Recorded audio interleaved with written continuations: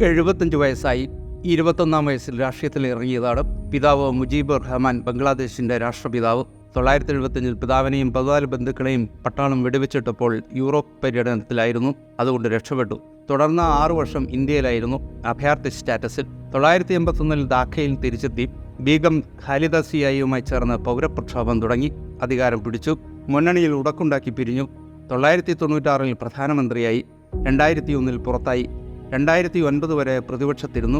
2009 തുടങ്ങി കഴിഞ്ഞ ദിവസം വരെ ബംഗ്ലാദേശിൻ്റെ പ്രധാനമന്ത്രിയും പരമാധികാരിയുമായി. ഞാൻ തന്നെ രാജ്യമെന്ന മട്ടിലായി വാക്കും പ്രവൃത്തിയും. പേരിനു പോലും പ്രതിപക്ഷം വേണ്ടാതായി. പിതാവ് ശ്രമിച്ച ഏകകക്ഷി ഭരണത്തിലേക്കായി നോട്ടം. സമരം ചെയ്യുന്നവരെയെല്ലാം രാജ്യദ്രോഹികളാക്കി. ജയിലറകൾ നിറഞ്ഞു. സ്വന്തക്കാരെ നിറയ്ക്കാൻ ജോലി സംവരണ മാനദണ്ഡം തിരുത്തിയപ്പോഴാണ് പിടിവീണത്. തെരുവുകൾ സമരക്കാരെ കൊണ്ട് നിറഞ്ഞു. 2 ദിവസത്തിനിടെ 200 പേരെ വെടിവെച്ചിട്ടു. അവസാനം പട്ടാളം വിരട്ടി. കരഞ്ഞും പിഴിഞ്ഞും നാടുവിട്ടു.